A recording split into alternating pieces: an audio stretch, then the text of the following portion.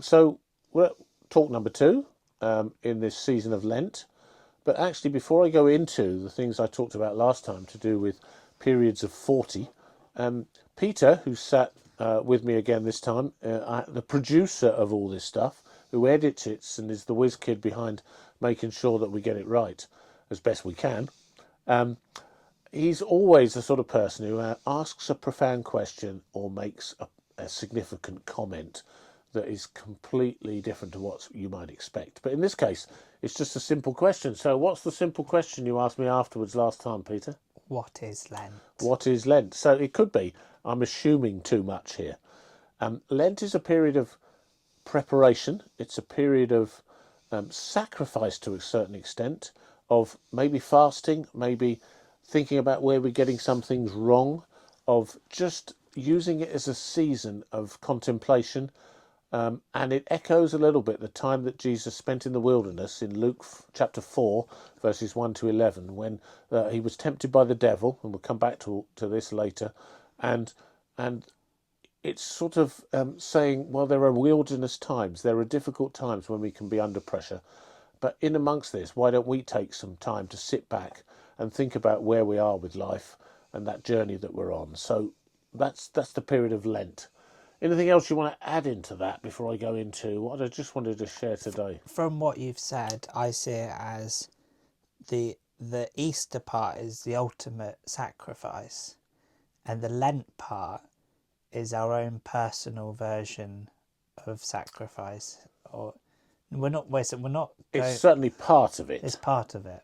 It's part of it. It's an opportunity Yeah. to be thinking about, yes, I mean, this is often the thing, isn't there? People give up something for Lent. They might give up chocolate, or they give up fancy luxuries, or they don't watch television or something like that. But just like Jesus goes to the garden or woods to pray before his crucifixion, that's like reflection, and that was in your definition as well. It was. And prayer. Yeah, prayer is definitely, it's to make us be a little bit more prayerful, a little bit more thoughtful, a little bit more trying to listen to what God might be saying in whatever we're up to. Yeah. Yeah. And so we're going to use these examples and others later, and your profound comments or questions probably to unpick some of that. That would be no good. Okay. Well, we'll carry on, and Peter might have something more to say in a moment, but I want to say a little bit about the first of the examples for this Lent, which is Noah, really, the well-known story of Noah and the flood, and him building an ark and doing some quite wacky things in most people's eyes at the time. And the thing about the biblical narrative in Genesis 5, 6 and 7, chapters 5, 6 and 7, is that he was a character who was in favour with God. He was a righteous character. He was a good guy in a world that was pretty corrupt. In fact, it says, I've got it just here in front of me, that in the account of Noah and the flood, Noah was a righteous man, blameless among the people of his time. And then it goes on and says, and the earth was corrupt in God's sight and was full of violence. He saw how it corrupted had become. And I think there's a reflection in that, often at different times in history. At the moment, you could say there's quite a lot of corruption in the nations and politics of our world. There's certainly violence in all sorts of places. And so that in itself is a time to reflect. And of course, God dealt with it in a pretty dramatic way. And whether we take the Genesis story as fact and reality, or as some kind of myth or story, because different people will view it differently, I don't want to get into the debate on that. I just want to say that God speaks through his word, and it's useful for instruction and teaching and correcting in righteousness, which is some words from the book of Timothy in the New Testament. And because it's useful, we can learn from this situation with Noah. And in this situation, God said, build this ark because I'm going to completely destroy all the rubbish and evil in the world. And at the end of it all, just to say, he said he would never do it again. Doesn't mean to say we won't go wrong and there won't be corruption and violence as there is again now. But that there was a real sense that Noah had to go through quite a lot there. I mean, the imagery is quite significant, isn't it? That the earth is completely flooded and he's on a boat and they've got provisions, but they're probably suffering a lot, and they're waiting for this time period to end. and the actual time of rain was 40 days.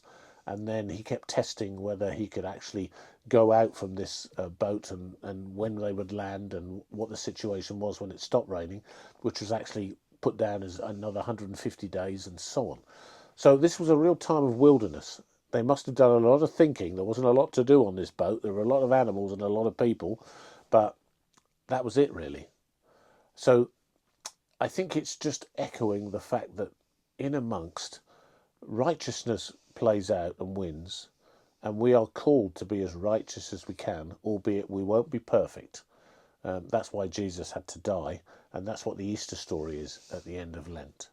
So just for this particular day's reflection, just think about what you might have felt like if you'd had all that space for 40 days, and what you might have been thinking, what you might have been doing, how you'd have been getting on with the people around you, the few people in the family around you, and whether Lent it can in any way reflect what you might learn from an experience like that.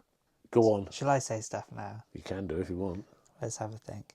So I think Noah and the Ark, from top of my mind, I think it's the biggest, most significant act of faith in the Bible, because imagine he would have had to spend years building a boat, and he's got no evidence that he's going to need that boat other than God's word. Exactly. And that's quite an ordeal to try and build a boat. So it reminds me of things in your own life where you're living in that unknown and you need faith to sort of trust God. But I suppose not many of us will go ahead and build a boat if the whole world's saying you. And probably, given what they were like, and from what we think they were like in the narrative, they'd have probably been taking the mick and giving a lot of stick to the people building the boat at the time. Because there's a film called, there's an earlier film with Jim Carrey called Bruce Almighty, and then the sequel is Evan Almighty. Yeah, I've seen them, yeah. And then that's why I think of this random guy building a boat. It's preparing for a flood that you don't know is going to happen. Exactly. It's quite a leap of faith there, isn't there? Yeah. I mean, if we think we sometimes have to make leaps of faith, it's a much bigger situation for Noah in that example, Yeah, so I think that's good. You see what I mean, folks? Peter always makes good statements.